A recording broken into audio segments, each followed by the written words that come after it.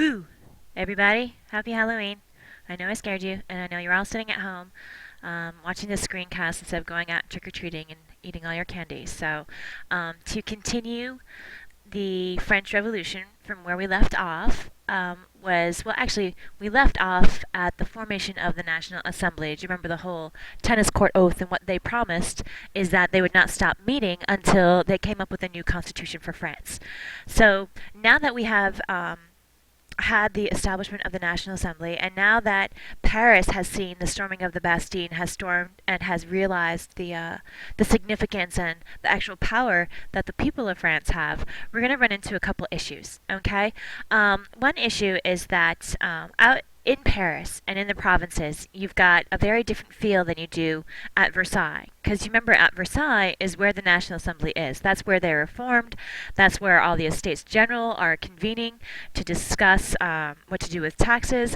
All of that is happening out at Versailles. So at home in Paris, you've got a couple other things going on, a couple different things. You had that storming of the Bastille to get weapons because they were afraid of royal troops coming in and taking control of the capital. And not only that, but you've got um, some a lot of fear, not just fear about the royalty, but now fear about the famine that's going on. If you remember the wheat crops and the mini ice age, all of those crops died, and now you've got bread that for an average peasant, costs about 80% of their income. So all of the money they're making, um, if you're making $10 an hour, simply, then $8 of that 10 is going just for food. Never mind all the other necessities you need in life. So this is causing massive amounts of fear. You've got the the threat of royal troops coming in. You've got this massive famine, and nobody really knows what direction the government is going in.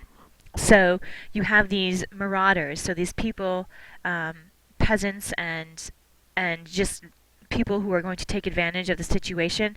They're going around towns and they're going around villages and they're ransacking nobles' homes. They're stealing flour or wheat from nobles' homes so that they can provide for their families. And you've got this fear, you've got this new rumor, not only of royal troops, but of government troops, of royal troops coming out and actually seizing peasant crops. So even the crops that have survived, there's a threat of the threat of royal troops coming to the provinces outside of Paris and seizing all the leftover crops. So you're going to be left with nothing. And because of this, more and more peasants, start going to nobles' homes and start ransacking their homes and stealing things and ripping up old contracts they had for working nobles' lands and stealing bread and stealing flour. They even go into the towns, and you're a dead man if you're a baker, because you are automatically suspected of hoarding bread. And there's a story of this one baker who's dragged out into the street and murdered because they think that he is hoarding bread. So a lot of confusion going on in Paris and in the provinces about what is going to happen. Now that's the situation. Oh, sorry. That's the situation with the peasants and what they're doing in the third class. And now but you also have the upper middle class that's part of the third estate, like the lawyers and the doctors and the educated people who are trying to kind of form and help this new government take its shape. And whenever you've got this new government you're trying to plan, you've got different views about what that government should look like. So you have different political parties that are popping up throughout Paris. One of them is a moderate group. And when I say moderate group, I mean they're kind of stuck in the middle. They want change, but they don't want to necessarily get rid of the monarchy. So they are looking for a limited monarchy. Okay, and this moderate group is headed by this guy, Marquis de Lafayette. He actually fought in the American Revolution with George Washington. Oops, there we go. He actually, after the storming of the Bastille, the key to the Bastille he gives to George Washington. It's actually at Mount Vernon. Now, if you went down to Mount Vernon to take a tour, you would see this key. So he has very close ties with Americans. He controls, or he's head of the middle class militia. And they're really formed, this militia, and this moderate group kind of takes its shape because of that threat of royal troops. and they want to, like I said, they want to stop the royal troops from coming in, but they don't necessarily want to completely get rid of the monarchy. They prefer one that is limited. Okay, and these guys, the reason why the flag, the French flag, is up there is called the Tricolore, and they are the first group, this moderate group headed by Marquis de Lafayette. They are the first group to adopt these colors, the blue, white, and red. It's called the Tricolore, and this is what they use as kind of a marker, a representation of themselves. You know, the each stripe stands for something different, and the one in the middle, the white, stands for the Bourbon dynasty, which is the monarchy. So it's something that they want to keep. You also have got the extreme side of the political parties, okay? So the moderates are kind of in the middle, and then you've got these extremists that, if you think about it, they're extreme. So they want a definite end to the monarchy altogether, and hopefully they would want hopefully they would want a republic. So you've got this group of people that want to end the monarchy completely, and I have this man up here. His name's Jean Paul Marat, because what they use are newspapers. Sorry, I'm flipping around. But what they use is newspapers and these political clubs, these extreme political clubs, in order to get their point across. They create all these scandalous stories that they're going to put into print about the royal family and how, all this. Oop. Sorry. Um, all these conspiracy theories and all these rumors about how scandalous and corrupt the government is, the royal government is. Hold on a second. Sorry, I was interrupted by a couple of seniors coming by, but and I totally lost track of what I was talking about. But Marat, he is in charge of publishing one of these newspapers. It's called Friend of the People, L'Ami du Peuple, and it prints all these scandalous stories, and it kind of rallies the public and it rallies the peasants against the monarchy. It's this massive use of propaganda, and they're very effective in using it. Eventually, like you have this painting. Eventually, this is Marat. He's actually murdered in his bathtub, and he's regularly in a bathtub. He's kind of a weird guy because he got this disease. He used to live in the sewers. He got this weird disease where he had to soak in like a medicinal bath. So he's in his bath a lot.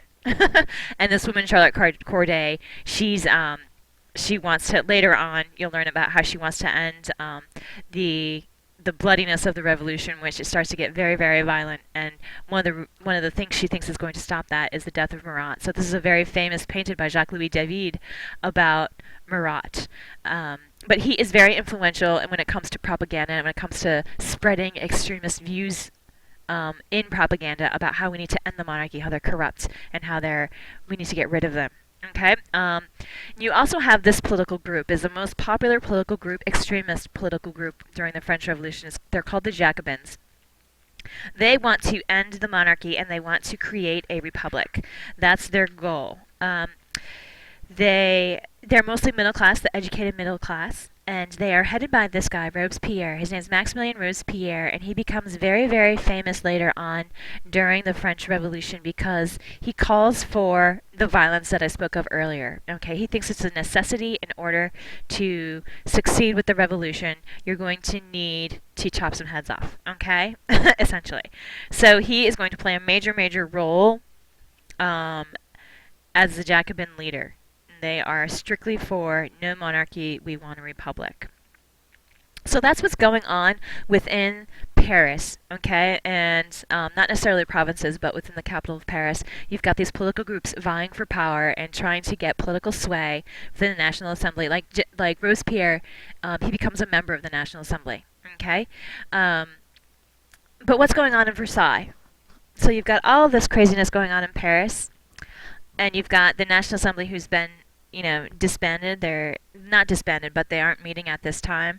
And Versailles can go back to its regular normal life. So they're enjoying their noble status. They're eating well, they're going to parties, they're gambling, they're doing all these wonderful things and all these crazy events at Versailles, and they aren't paying any attention to what's going on outside of Versailles' walls. And if you think back, what is going on is that hundreds and thousands of people are dying from famine and starvation, and you've got this mass chaos going on within Paris. So this one group, it's a group of women, they're fed up. They're they're actually called fishmongers, and they're called fishmongers because they're women that work on the docks in France gutting fish. That's their job. So you've got these big, they're burly, they're strong, they're laborers.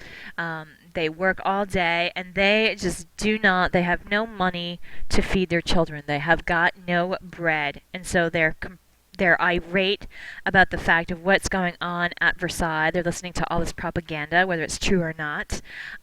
They feel that Marie Antoinette is just a bad representation of a woman because she's a mother herself, and she should understand that you need to provide for your family, you need to provide for your babies and feed them, and they think that she is completely out of touch, and most of their anger is directed towards her. I mean, they see her in all these jewels and all this magnificent hairstyles and all these magnificent clothes, and they see this, and the hate for her grows and grows and grows. So what they do is they form a group, and they march about 12 miles to Versailles in the pouring rain. And they're there to protest. They actually break into Versailles. They're there to protest. They break into Versailles. They're running the halls of Versailles. They're screaming that they want Marie Antoinette's head. They want to kill her. They want to stab her to death. They're screaming all these different things. They actually make it to Marie Antoinette's bedchamber, but she luckily escapes just in time, and it saves her life.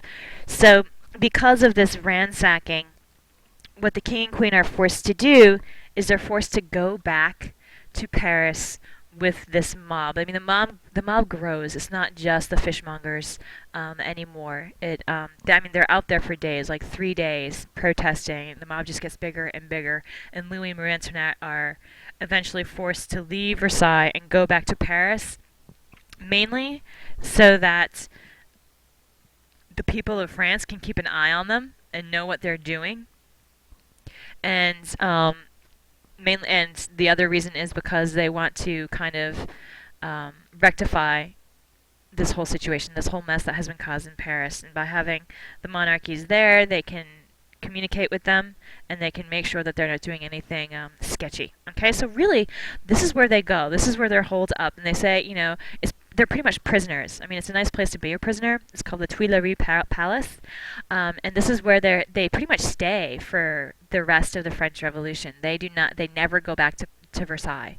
They're stuck here at the Tuileries Palace. Okay, and because now that they've got their monarchy controlled, the National Assembly, what they're going to do is they're going to start asserting their power. They're going to start making changes. And one of the first things, they've got their monarchy, so now they're going to look at the clergy, that first estate. Okay, and they're going to create what's called the Civil Constitution of the Clergy. And the Civil Constitution is going to help France get out of debt. Okay, because what they are going to do is they're going to confiscate church land and they're going to sell it. So they're hoping that this not only will control the clergy, but it will help them economically by getting out of debt. They're going to take the church land, they're going to sell it, and they're going to make the clergy salaried officials. So now they have a yearly salary. There's no more benefices, there's no more gifts, there's no more tithes that they keep for themselves. And a tithe is like a tax that the church collects. Okay, no extra privileges anymore. They just get their salary, and that's it. Okay, and they don't even have their land anymore. Most is just sold off. Okay, and obviously the church is going to have a huge issue with this. Many clergy refuse to follow it. Some leave the country. A lot leave the country. The Pope condemns the Constitution. And because you have the Pope condemning the Constitution, you've got a lot of peasants and a lot of people who are saying, okay, you know what, we don't want to be excommunicated. We don't support this. Okay, so this is kind of a rough patch that the National Assembly hits, the Civil Constitution of the Clergy, but they do take lands and they do force many of the clergy to kind of follow along. And then we are going to take the next steps, which we're going to talk about at a later date, of how we're going to complete this new government reform. We're helping our economy right now, and we're going to move on to new and more important things. Okay, so that's where we're going to leave off for now. Have a good night, and I will see you later.